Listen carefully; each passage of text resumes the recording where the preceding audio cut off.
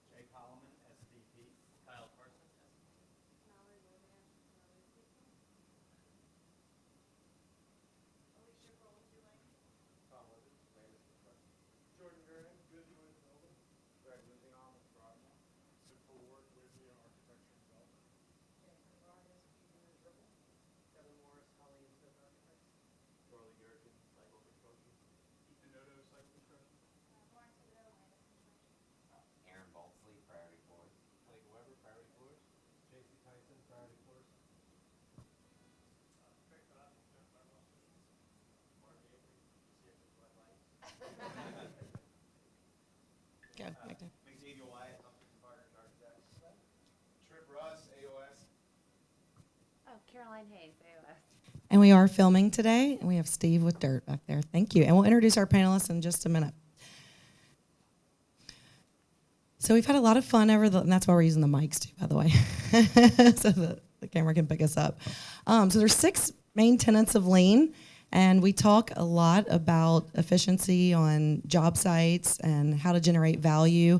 And one that we don't talk a lot about is respect for people, which is actually the number one kind of cornerstone of what a lean organization and lean process surrounds itself around. So we've invited these 5 panelists from these different companies to represent different parts of the industry, from a general contractor, maybe at a corporate level, to a design build subcontractor, the manufacturing level, the general contractor from an actual project management superintendent job site level. And so we're going to hear a wide range of experience and perspective of how they are incorporating this main tenet of lean, of respect for people within their organization and within their processes. So we'll introduce our panelists today. And I'll actually just let you introduce yourself and maybe say what your company is and what your role is. Sorry, we have to share. Thought I needed a mic. That was important in the front. I'm Nick Moldaner with Palmisano Contractors. We're general contractor, construction manager. We do design build, design assist, mostly negotiated work in the market.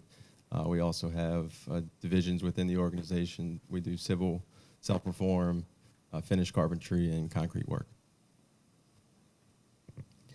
I'm Shelby Russ. I'm the president and CEO of AOS. Welcome. Jeremy Atkinson with Landis Construction. We're a general contractor.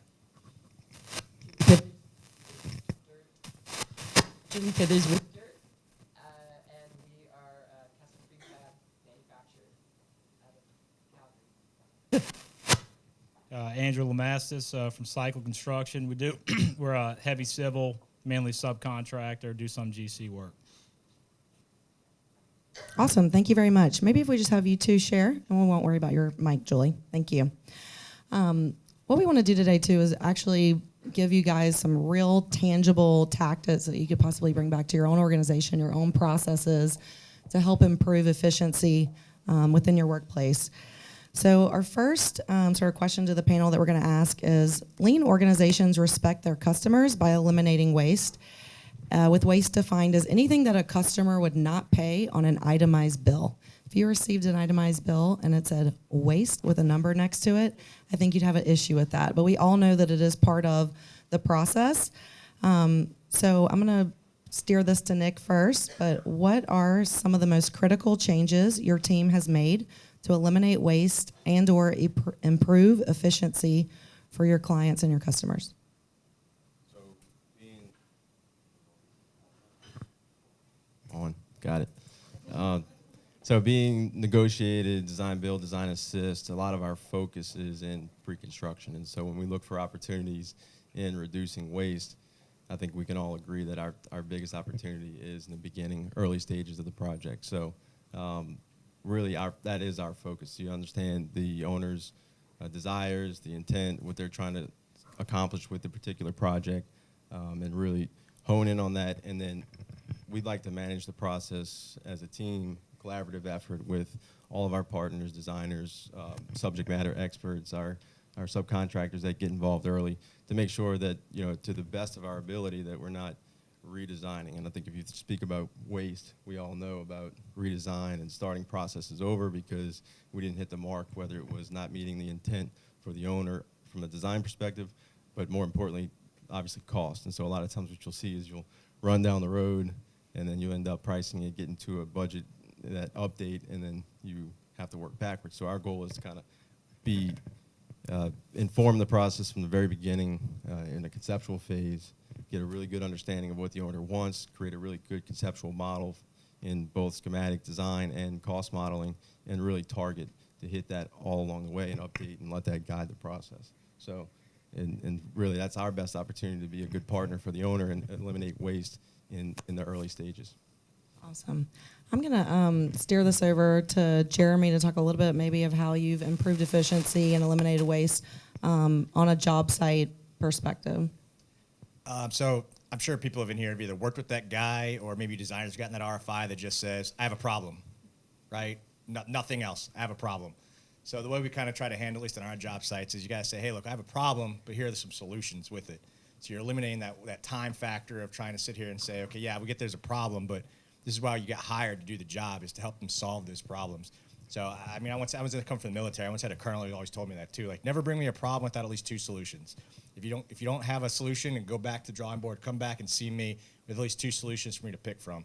So it's kind of how we try to at least help the design team, help the owner make a decision. Even it helps us to say, hey, this is better for the team, is if here's the solutions we come up with, but ultimately we need you to make that decision. Awesome. Do you communicate that in terms of when you have your weekly or morning huddles, communicate sort of what that expectation is? I definitely communicate to the lowest level. I mean, I have foremen who come to me all the time with, hey, there's a problem. Okay, well, that's great. What's the solution? Thank you very much. And then maybe, Julie, if you want to touch on a little bit from a manufacturing standpoint, how you have improved efficiency and limited the amount of waste that's created. Sure. And to your point, Jeremy, I used to work for a guy who would say, don't tell me I have a piano on my foot. I know I do. That's why you're here. One of the things that we have done is really worked hard to shorten our lead times through the factory so that our clients and consultants can all make the best possible decision at the last responsible moment and be able to find efficiencies that way. So for instance, if you were building a hospital back in the day, you would have to make decisions often years in advance of, I wonder what technology will exist for medical professions, and then design a physical space to support whatever that imaginary technological device is. So for instance, we have a hospital back in Calgary where they had to make decisions on X-rays. And at that time, I think it was 2009, they're like, X-ray boxes, they're the newest thing. Everybody wants them. And they designed the entire hospital for X-ray boxes. And the moment they opened their doors, they're like, what? No, nobody uses those. So physically, the space was ready for them, and they had all these boxes ready to go. So being able to make those decisions way closer to move in helps create efficiencies, not just for us inside the factory, but for the people who are making decisions on the job. Very nice. Next question I'm going to steer towards Shelby. But Lean also urges us to listen to the voice of the customer. So instead of relying on, an educated guess of what you may perceive the customer's problem is or what your past customer may have had a problem with, how do you practice, or how does your team deploy how to open up meaningful dialogue with the client and the customer to understand what their critical needs are? And most of the time, they're not even sure what their needs are. So how do we, again, sort of have that meaningful dialogue with them? I think I'm going to answer that in a macro context as opposed to a specific project. We do a lot of repeatable work for clients, and one of the most effective tools we found is to have a lessons learned session after we've completed a project or we've completed a phase to learn what went well, what did not go well. And almost always there's plenty of ideas to harvest and opportunities to improve things going forward. And those apply to other projects for other clients as well. I think that on the front end, really deep programming is also a real critical step that when you're working with the architectural professionals to make sure that that's covered in great depth as well. Thank you. Andrew, I'd like to also hear your perspective on how your team can deploy that meaningful conversation with the client. Also from a standpoint, because sometimes as a either a consultant or a design assist that may be coming in a little bit later in the game, how do you help to consult maybe the architect or the contractor at large to speak to the customer about what their needs may be? So we do a lot of, we work with a lot of projects with Army Corps engineers and a lot of the other municipalities. When it comes to the Army Corps projects, that's where a lot of our input or anything in collaboration when it comes to design or anything like that, or that could help out the project, and we also get a lot more feedback that side. A lot of municipal work we do with sewage and water board and things like that, there's not a lot of collaborative effort, but when it comes to the Army Corps projects, we are usually brought into the design phase of any issue that comes up, because we're not in the pre-construction phase. We're definitely down the line, as Rebecca just pointed out, and so we basically bring our expertise to the table in that regard to help out and help design the project from an issue comes up or anything in a standpoint that they want us to complete or anything or any other activity that we could help out. It's more definitely down the line in that, but it's more of a unique thing because we don't have a lot of design build side. It's really more with federal work that we do. Got it. So one of the other sort of main tenets of respect for people is actually allowing, we're going to focus a little bit more internal now, on your own employees and really giving them a voice and empowering them to have these conversations and to speak on behalf of the company to, again, create an efficiency within the process. So I'm going to go back to Nick here. How do you help your people understand their purpose and their efforts within the organization to really maximize their effectiveness within the process and, again, within the project or the organization? Sure. So I think the main thing that we like to communicate amongst our teams is that it doesn't matter how many different programs, apps, and softwares you have to manage processes, that at the end of the day it comes down to the talent. So that's the main communication, is why they're there. It's at some point throughout their day, they're making critical decisions and having critical interactions where they're impacting both the project, Palmisano, how we are outward facing. And so that is the autonomy. It's the fact that you are here to represent us, our team, our abilities, and there is no system, software, accounting platform, or project management system, quality control system. I mean, all of that has to be implemented by the person and by the talent. And so we're proud to have the people we have and the talent that they bring to the table. So we want to, employ them and put them out there and say, go get it, and you have the autonomy. That's why you're here. You're hand-selected, hand-trained. And so it's really, we trust our people. They trust us, and that's how we, like I said, that's how I would answer the question. Thank you. Shelby, do you want to also talk a little bit about how programs we may have in place to help empower the employees? I'm going to answer it twofold. The first way is the structure of our organization to begin with.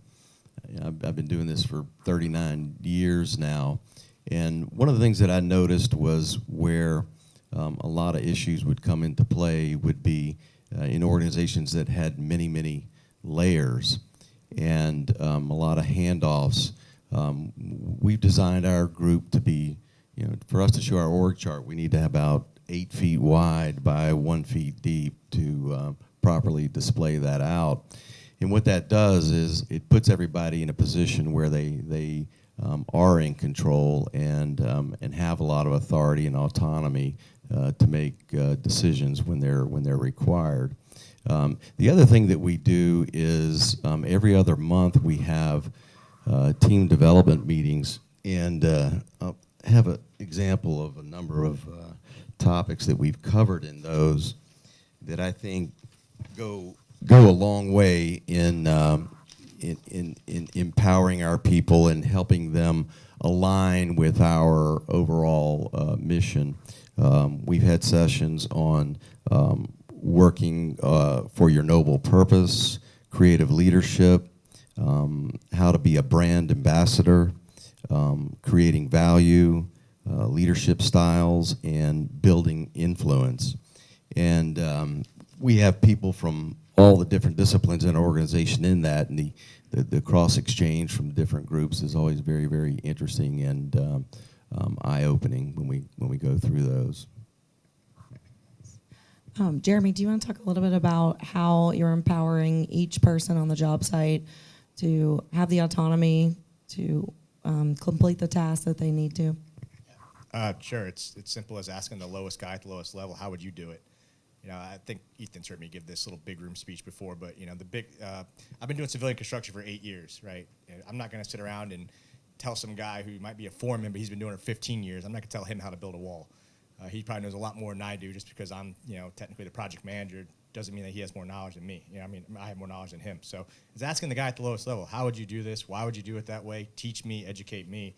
When you ask somebody that too, it kind of makes them feel empowered. Like, hey, they're empowering, or they're teaching something to their supervisor, and that makes them feel good, like they've kind of taken ownership of it and given them the ability to want to take go further. Great, thank you. So the next sort of topic is, leaders, how do leaders create an environment where experimentation is okay and is acceptable? And I think that's a big part of creating that autonomy and really empowering each individual person, that it's okay to make a mistake, but obviously we need to learn from that mistake.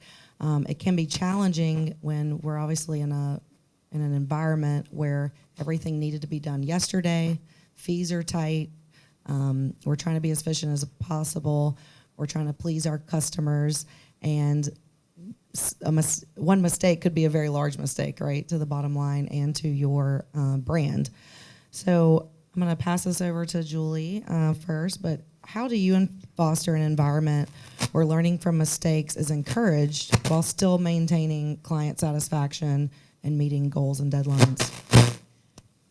One of the things that we do is the software that we created takes care of a lot of the nuts and bolts, the things where you don't have to rely on human memory of all those places to make a mistake, that you make people more person-oriented. So you're solving problems with each other, and you don't have to have all these things committed to memory and become the expert. And to the earlier question, you haven't created these silos of people who are experts at the things they know, and it's all job protection, and they don't want to share it with the next person down the road. And the other thing is that when you create silos, when you do come up with, oh, we've got this great new idea to make things go smoother, if you're in a silo, you have no idea the domino effect that you created on other people's lives because you're selfishly thinking about how to make your own job easier. So by having everybody, pulling on the same rope and caring about all the same things, you get a chance to make those mistakes while you're looking for an answer, because everybody thinks that they're going to benefit from this. If we come up with something great, then everybody's going to benefit versus just you in your little silo and you're comfortable, but everybody else is in pain.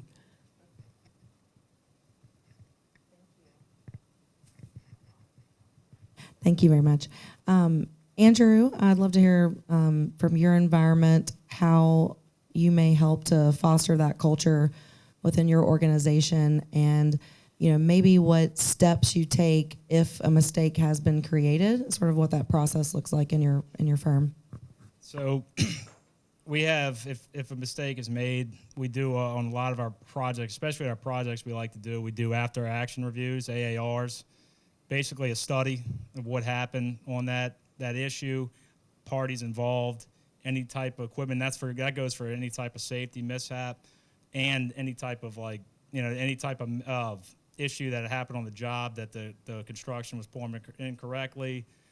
Inspector pointed out something wrong, but we do like to do a strong AAR with that, and we're also very big on lessons learned, as I think Jeremy had pointed out too. Also, lessons learned, we do those things. We actually keep a shared file. Any type of mistake, anything that we could learn from, anything we could teach others. We have a varying degree of experience in our company. A lot of younger guys to older guys, and we're learning every day. Everybody has to learn every day, and everybody has to learn from every mistake. Something we've gotten really into is really using the technology at hand. Sending out these reports and emails to everybody in the company, everybody with an email address to read any type of safety incident, close calls. Luckily, we haven't had major accidents at our company. We have a very strong safety record with us, but I think it's because everybody buying in and having accountability and seeing these reports come through for any mistakes or anything like that, anything related to that. And so I feel on our level that type of reporting really has stepped our game up in our industry. So this last question just kind of sums up what everyone's been talking about, which really lean thinkers and lean organizations really benefit from a well-organized, collaborative group of individuals. And we've heard over and over about collaboration, not working in silos is really the most efficient way and going to be the most productive way in order to be innovative, create new solutions, also learn from other people within your organization and really have the best outcome. I think the thing that we all struggle with is how do we find those people that are the right people on our team? Nick already talked about, a little bit about it, but I'd love to hear a little bit more about, how you identify people that would fit within your organization. If there's any recruiting techniques. I know a lot of your competitors are in this room, so you may not want to give away all your secrets, but are there any tools that you use or anything you specifically look for to see if that'd be the right fit for your organization? Next question. We can pass it over. No, it's fine.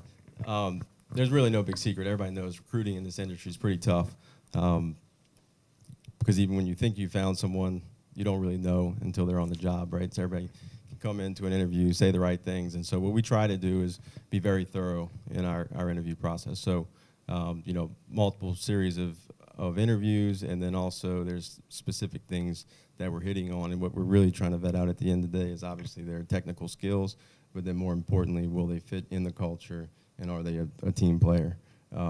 Because even with the competitors in the room, everybody's got a different style, they're used to different delivery methods. And so really, if someone worked for a competitor, they might not be necessarily a great fit, or there may be some things that we have to focus on if we do decide they are a fit, that you're going to have to make some shifts in your mindset and the way you do things to come fit within our group. So so it's not easy, and even like I said, most of the time, once we get to a point, it's you kind of have to jump off the ledge and say, okay, we like this person. It's always a leap of faith at the very end, and you hope that you did a good enough job vetting them. And most importantly, it's not just us getting comfortable with them, but it's a big decision for them to come on with us. And so I think we've done, our retention rate's pretty good. I think we are often not surprised by people performing once they are on board, just because of our people department does a great job. Shout out. Yeah. Shout out. Jeremy, I'd love to hear a little bit from your perspective, maybe not necessarily within the employees of how you recruit, but maybe how you recruit additional subcontractors and partners to work alongside your team, because lowest cost doesn't always mean best value or lean practices. And so maybe what do you look for when you're trying to identify or recruit a certain subcontractor to work with you guys? Yeah, I think you hit it right there, right? If you want to pay Walmart prices, you're going to get Walmart quality, right? So that doesn't always work out. Now, Marner's age too, I'm not really involved so much in the estimating buyout, but they do take our opinions into account, like who we've worked with in the past, who we like. So I know what motivates me or what I like about when I work with a subcontractor, and I like a subcontractor who motivates me, who actually gets me empowered. The best way to do that too is I used to have it written on the board, the attitude of the I can attitude. The people who have that, like, we will get something fixed. There might be a problem, but it's not something we can't overcome. It's that positive attitude all the time. Now, if you come into a situation where it's like, oh, I can't do this, we can't do that, I don't want to work with you.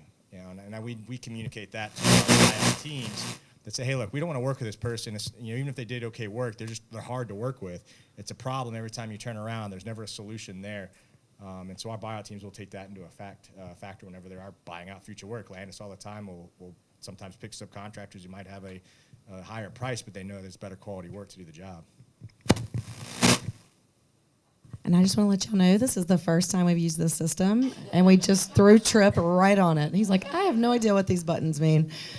So thank you, Tripp, for trying to make sure that it works well. You need some tinfoil. Anyone else on the panel would like to talk about if there's any insider information of maybe what you look for, any tools you may use to recruit, identify people that may have lean or collaborative behavior? Andrew? So our company, it's been a evolution over a few years of who we're looking for and what type of hiring process, what's the best way to get the best people. And so it's basically, we've gotten down to basically 3 tenets you look for, and you're looking for people smart, good people skills, you're looking for motivation and hunger, and you're looking for people people that are humble. You don't want people with arrogance coming in. We all don't know everything. That's what I've learned coming in. I feel like I was very strong book smart. I got in the field. I've really gotten a lot to learn, and I've also been able to help teach that to younger guys coming up. And I feel like humbleness is a very strong tenet of what you're looking for in your company to hire. And I think that our company going to that type of planning, I've talked to my supervisors when they've told me that's what they're looking for right now, and I feel like I see it throughout our company right now, and we're getting better because of it. Shelby? As a business owner, I really can't think of anything more gut-wrenching than to bring somebody on board and see them cast into a role that doesn't really fit their base wiring. It's very stressful for them. They typically don't perform well because of it. So we spent a lot of time exploring a lot of different profile tools over the years. Since 2007, we've been using one called the Culture Index, which we've grown to really like as a tool for our specific needs. Generally speaking, we're looking for people with a high amount of autonomy and some vision, some executive thinking is maybe another way to say that. We're looking for people that are sociable, that are able to interact socially and in difficult situations, which we often encounter in the AEC world. We also are looking for a certain pace. What pace does somebody work? They're very, very patient people, and we tend to like those that are a little bit more on the impatient side. And the last one that we really look at hard is attention to detail, because Mies van der Rohe said, God is in the details, and in our world, it'll eat you up if you're not paying attention to that. But we found a tool that we think accurately measures someone's base wiring in those particular areas, and we think that has allowed us to put them in a position to succeed in a much more predictable way than if we were trying to make decisions through an interview process alone. There's a quote of, if you want to build a ship, don't tell people, get some wood and make some sails. What you do is you teach them to long for the immensity of the sea, and finding those people too. You don't have to just teach them. That's who you look for. That we're all just like, man, I can't wait to get on this mission, and I'll do whatever it takes to get on it. So you'll get all the resumes, and everybody will be ticking all the right boxes. But it's who do you really want to work with every day and build something, and that they're going to be excited, and you don't have to tell them, okay, now your left foot, okay, now let's try the right foot, let's go forward with that. That we're all just like, man, I want to do this.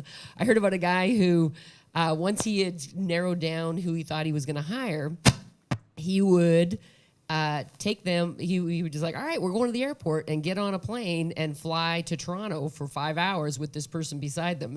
And at the end of it, decide, no, I don't want to spend the whole day with you. And that's how it would pick the winner. But it's definitely a chance to, the interview process should go both ways. So don't be on your best behavior with the interviewee.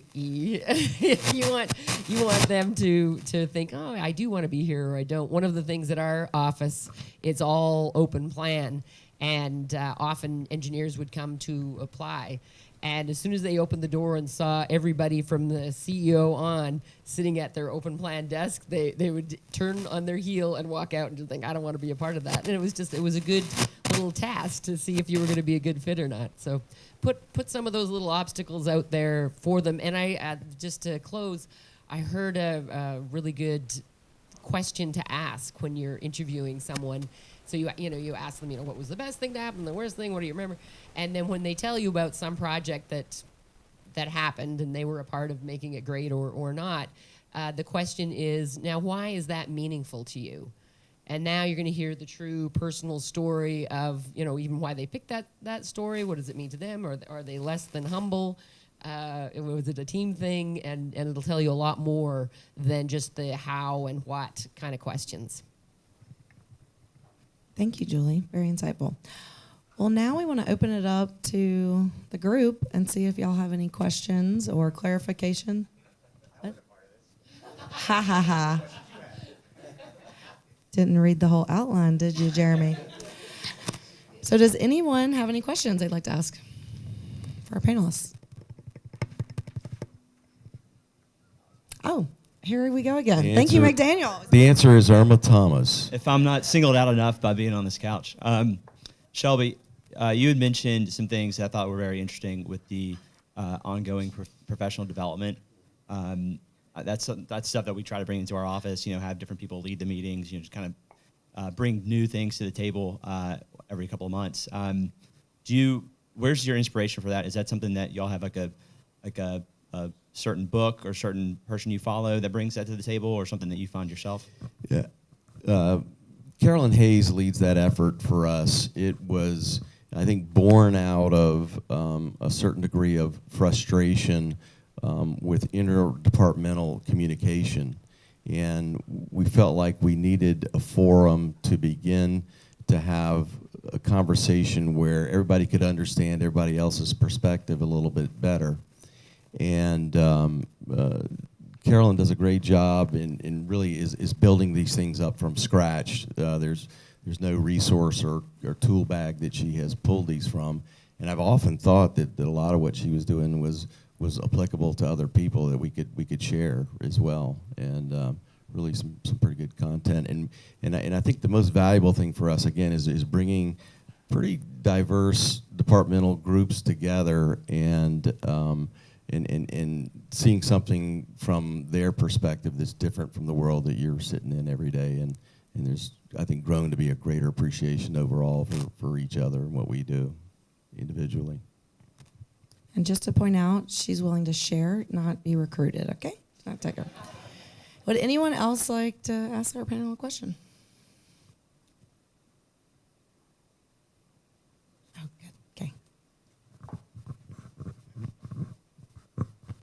I'm curious about if any of you guys have a program in place centered around waste that's not necessarily focused on wasting time, but engaging the community by using materials that would otherwise go to the landfill, i.e. green project donations, something like that. Because I feel like it's an important thing in our industry that often gets looked over when we have all of these huge containers of trash being thrown away. So I was wondering if you have any programs centered around that.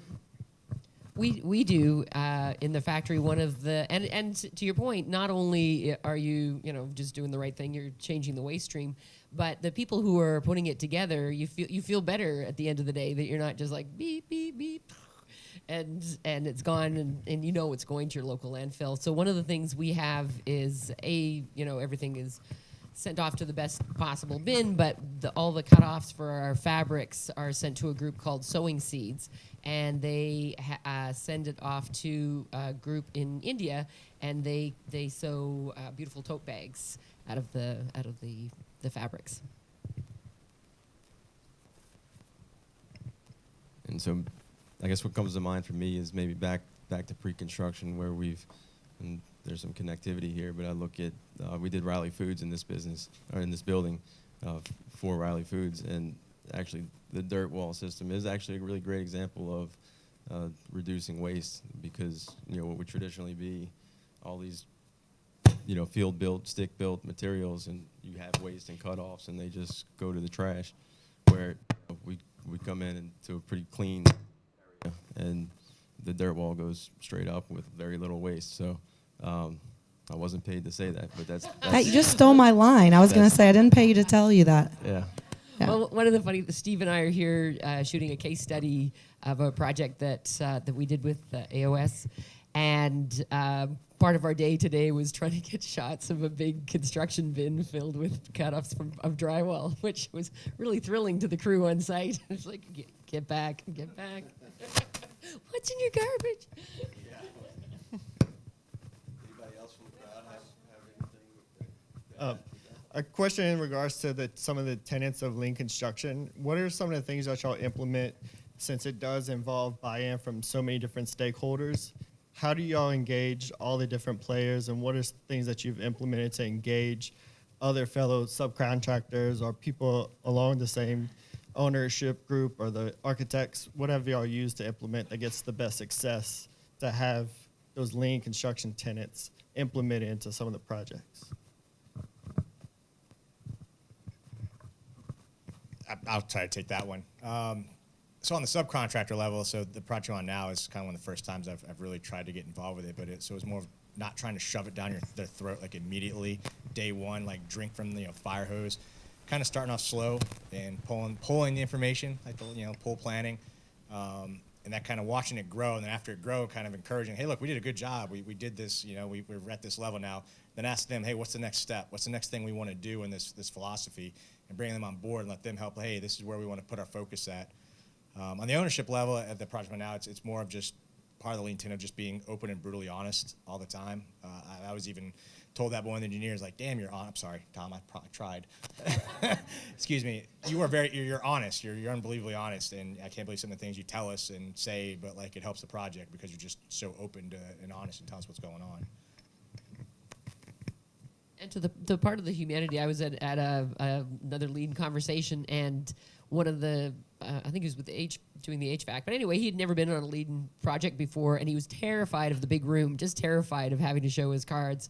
And he said, eventually I started looking forward to the big room, and I really enjoyed the job, and I can't wait to do more lean. And the biggest part of it was when he would go home at the end of the day, halfway through the project, his family said, why are you such a nice person now? What's happened? He's like, my personality completely changed because it was an open and honest experience every day versus trying to hide, the trouble that is brewing in my mind of what's going to go wrong, that everybody's working together on it. Do we have maybe one or two more questions?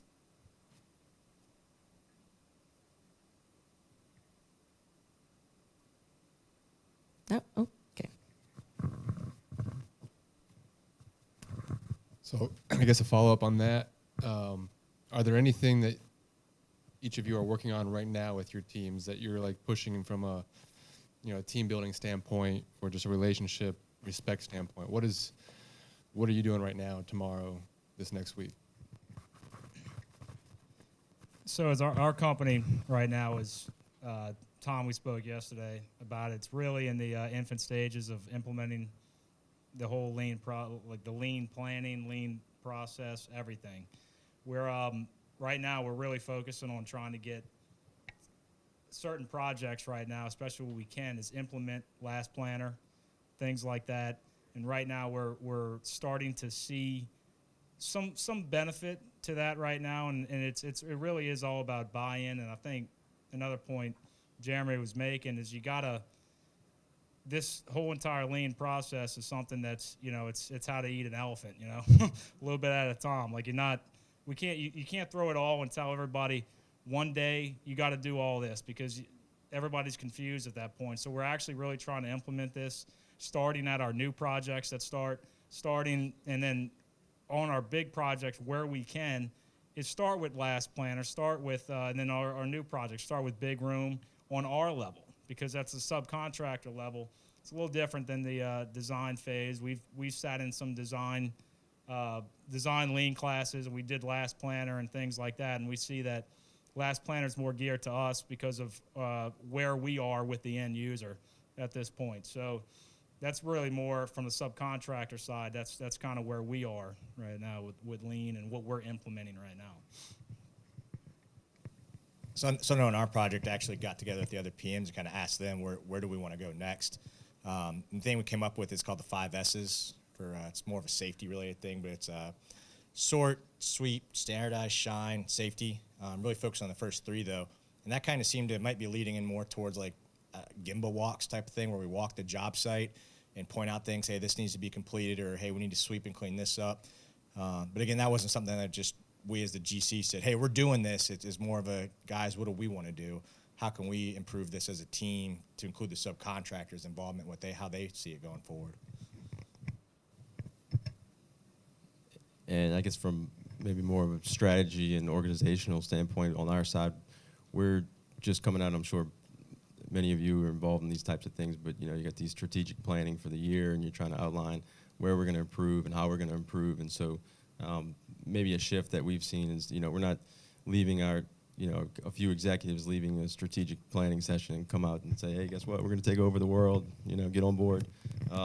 Instead, it's saying, like, these are some very bite-sized things that we think will make a big difference as time goes on, and then we want to get everybody involved. We don't know exactly how we're getting there, but we're looking to everybody from our laborers and operators all the way up through our executives in the ranks to help and dig in, and so we create that opportunity for everybody.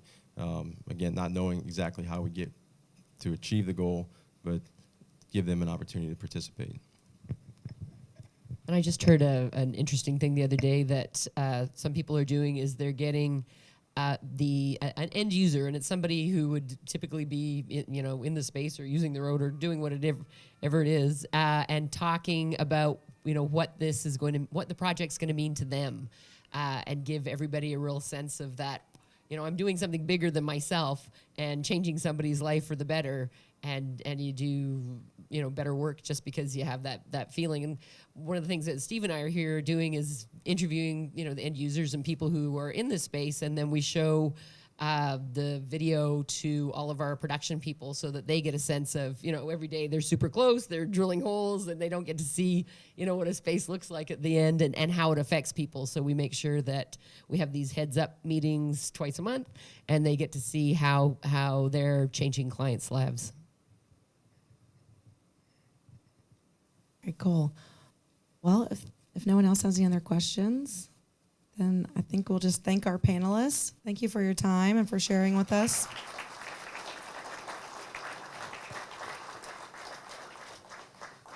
Awesome. At this time, I'll ask Tom to come up and do some announcements, and I won't hold y'all from the beautiful weather much longer. So what time is Irma on? Yeah, I don't want to miss Irma. Let's see what we have next. So this is just a couple updates for the community of practice for everyone in this room. So nationally, there is a Lean and Design Forum in Chicago that's coming up in May.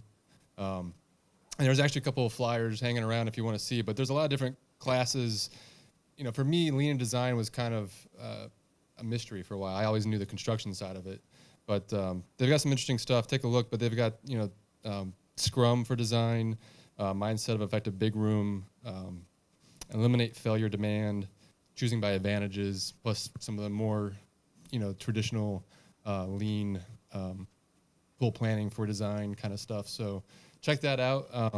It's also, I would say it's design as well as the pre-construction phase. So it's more than just design. The other big event, obviously, mark your calendars. Every October is the national convention. This year it's in Fort Worth. It's another great opportunity to just expand your knowledge base, learn from other people who are trying the same thing, you know, incremental improvement and continuous improvement. Go to the next one. So locally, we've got another next Lean Coffee. We'll switch back to the mornings. Is going to be the end of April, April 26th at Pontchartrain Mechanical's shop. Where's that? From Pontchartrain? By Zephyrfield. And we'll get a whole invite out to everyone. And they're actually going to do a Lean Coffee, and then following that, a little Gemba walk in their shop, so prefab facility. So could be an interesting opportunity. 6/25, we're going to have our next training event. That's going to be Last Planner System for Design, and that's going to be over at the Convention Center. We will have a May coffee. We're just pinning down dates and locations and whatnot. And then e-learning, that's another, there's LCI has rolled out this year. Quite a few of these, their mainstream training events can be done online at your own pace. So that's another opportunity for someone who can't make one of our scheduled events. And what else? So this is my little plug for the core group. You saw everyone raise their hand in the core group before. We're open. We're not, you know, there's no admission process. We just want volunteers. So my little plug is it's kind of like joining a gym. So you can sign up and do nothing or sign up and change everything. We have a lot of resources. Being part of the group is a great way to talk more about Lean and, you know, the things that work, that don't work. So find someone who raised their hand and talk to them if you want to find out more about getting involved with the core group. I think that might be it. Oh, social media. So we are trying to get front of mind, you know, in front of everyone more often now. So Facebook, LinkedIn are the main ones. Instagram, we'll have some more photos from this event, hopefully. And then, so NOLA Lean is probably the best. If you take nothing away, search NOLA Lean as our tag. And that's it. Thank you, AOS, and Rebecca, Shelby, and all the AOS people, and Dirt. This is fantastic. Do you want to say anything about the, I guess that's it. Yeah.